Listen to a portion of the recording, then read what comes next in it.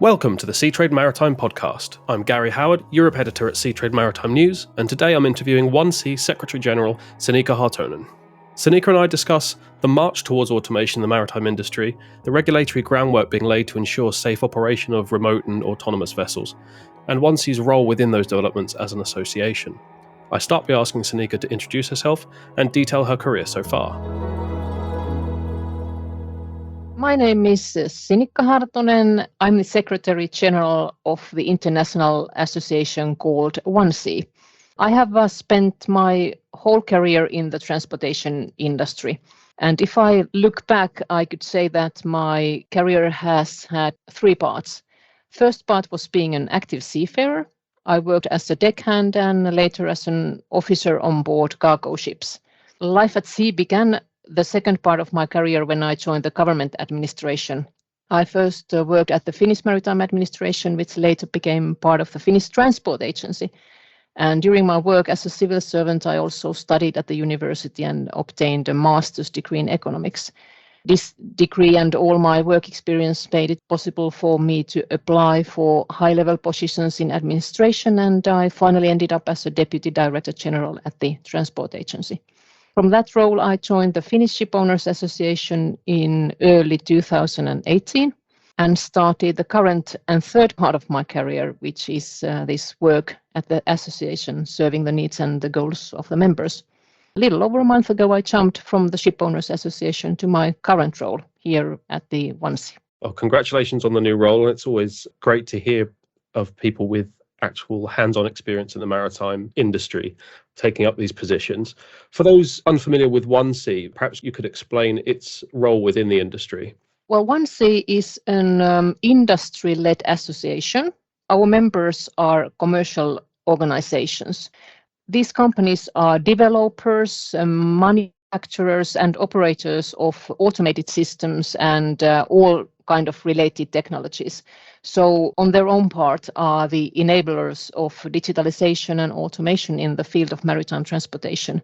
The role of the 1C as an association is to be a platform that offers a time and place for our members to exchange views on the key challenges in new and existing regulations and trying to form a common opinion on how the regulatory framework should look like. And by doing this, we aim to offer support for the legislation makers so that the work on regulation drafting would have a good momentum and all the players in the game would have a clear and possible view on how the future regulatory framework would and need to look like. So we are basically offering a platform for our members for this discussion. That works as a natural ramp then to the next question, which is what are the current challenges and barriers that are being faced in autonomous operation across regulation, and are there any barriers in the technology space as well? That is a good question and very current question. I see that there is one huge challenge, and that is that we are still lacking the common understanding of what we are talking about when we talk about automation in shipping or when we talk about the automated transport system. Listening to our members, I have a feeling that a lot of the technology that is needed already exists, but certainly a lot of development is still needed in the future. So this future regulatory framework should provide predictability for our members. This would allow the technological development to be steered in the correct direction. So in that sense, I would say that technology exists. That is not a showstopper here, but it is mainly the drafting of the regulation. But like I said, first we need to agree on the terminology and decide how the regulations should be formulated. As we all know, that drafting global regulations is often time-consuming and somewhat complex. One could say that the most important thing is now to maintain this positive momentum and just push forward and not to make things too complicated. Otherwise, I think that we might not see the results and these much needed global regulations would be delayed. And we are speaking specifically about global regulations, aren't we? Because I understand there's a fair amount going on at the IMO when it comes to the regulation of what do they call them, maritime autonomous surface ships. I take it 1C is involved in that process. What role is it playing and how are things progressing? Well, the role of the 1C is quite clear. We are a provider of information and We take actively part in different kind of discussions related to the automation of ships and maritime transport. We aim to provide information and offer industry insights to the administrations, flag states, coastal states, and by doing this, we try to support the work of the IMO and its member states. So a significant part of our work is to share information and, for example, explain what is already possible. So that is the main thing that we can do at this moment. And what is the current state of those regulations at the IMO? And then are there any sort of important meetings or deadlines coming up that the industry should be aware of? Well, the work has already started, and even now as we speak, there is Maritime Safety Committee convening in London, and they are trying to take forward the non-mandatory code. That will be the first package of this mass regulation. So the work is going on, and I wouldn't say that there is one certain meeting or one certain point in time that is more important than any other. I think that it will be the first upcoming months and the first upcoming years that will be important, so that regulative work goes forward and it is not delayed. That is the main thing. As much as you said earlier that these regulations shouldn't get too complicated, I expect they must interact with many of the existing IMO instruments that are out there. So there must be a fair bit of legwork to be done. Yeah, definitely. And that is one thing that I think makes this whole thing so complicated, that there is a vast amount of IMO regulations and they all need to be considered at some point. We have had already this regulatory scoping exercise that provided results and showing what of these existing instruments should be addressed when we are considering the future automated maritime transportation and the vessels. And there is a lot of work to be done on the new code, on mass. So we will see a new instrument being produced, but certainly we also at the same time we need to follow how this new instrument is serving the existing instruments. It is quite a complex environment. Yeah, I forget if it was on the 1C website or on the IMO's website, but I saw that list of instruments that were involved or relevant. It may as well have been all of them. It was there were so many on there.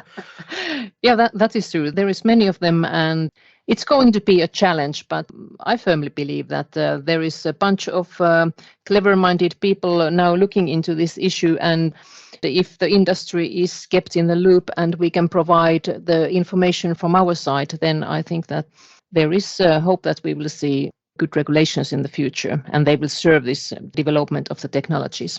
Sure. And just before we step on to the sort of more practical side, I've written a couple of stories recently about the deployment of an autonomous vessel in the Middle East. I think it's operating out of Abu Dhabi. I think it's Fugros. And there was some talk there about getting things to work within the local and regional regulations there. Is there a lot of work to be done on a national or a regional level, or do we sort of hope that the international regulation will come in and then all of the countries will sort of read from that same script? Well, certainly there is always some kind of benefit in these national level tests and pilot cases, and even on different kind of national legislations that are being drafted. So we can all learn from them. But it is important that we get the regulation through the IMO on the global level. And in the long run, that will be the only way to go, because the vessels on the global traffic, many of them, they are moving from country to country and they are serving different kind of regions. So in that sense, it would be quite an hassle and quite a burden for the ship owners, for example, if they would face different kind of regulations depending on where their vessels are operating. So in that sense, on the long run, the only way to go is via the IMO regulations. I'm sure there are plenty of ship owners out there that will agree on that point about regional regulation, but we won't open that particular can of worms here.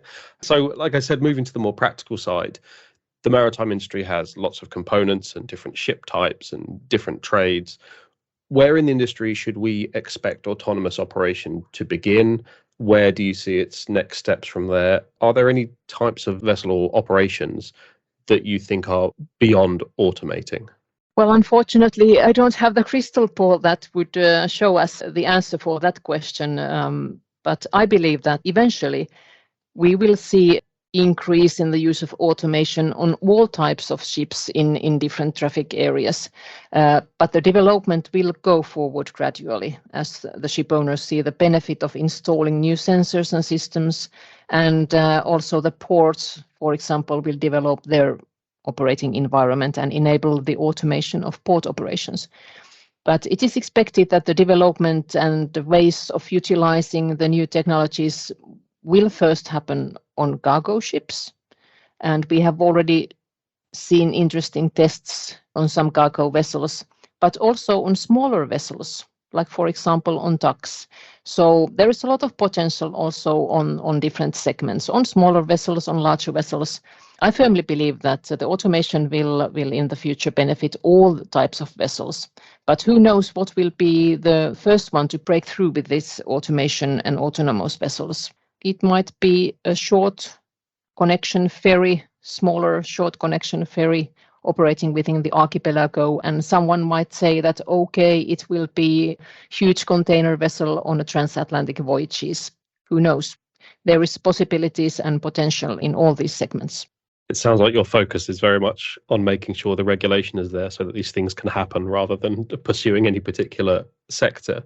As you ran through your career earlier, it's been very much adjacent to ship owners, both at ICS and Finnish Ship Owners Association. Do you have an idea of the sort of general view of the ship owning community on automation? Are there particular concerns or enthusiasms there? I have a feeling that the ship owners are keen on seeing where the automation is heading, but they are waiting for a clear business case. They want to see the real benefits of making the investments. But there are good incentives coming from the environmental regulations. So the whole shipping industry has this huge goal of cutting the emissions. And that is where the digitalization and the use of data comes into play. So I believe that the ship owners are now looking at the ways of using the new tools that will allow them to optimize the use of the vessels. And this would allow them to cut the emissions. And I think that is one way for the automation to increase in shipping. It goes through environmental efficiency. I think central to this as well, when people think automation, one of the first things that will pop to mind is what happens to the crew and minimum crewing levels, and I guess the impact it might have on OPEX as well. I should have had a question in mind before I started that rant, shouldn't I? But maybe I can answer even if you haven't asked me, so that if we are talking about the position of the crew, at this point we believe that we shouldn't make things too complicated and mix the discussion of manning levels with the automation discussion. So we should see that the technologies that we already have, or that we can see that there will be in the next years available for the crew, they will increase the safety of the navigation and the safety of the vessel. So it will sort of support the decision making that will take place on board the vessels, and the decision making is made by a human being for the near future, or in the near future. So in that sense, we shouldn't be mixing and talking about the levels of manning when we are talking about the automation. At first, we should concentrate on thinking what can the automation and increased use of automation bring for the current crew, and how it can support the working environments and environment on board the vessel. Perfect answer to a question that I didn't ask, so but would have asked if I had the words to hand.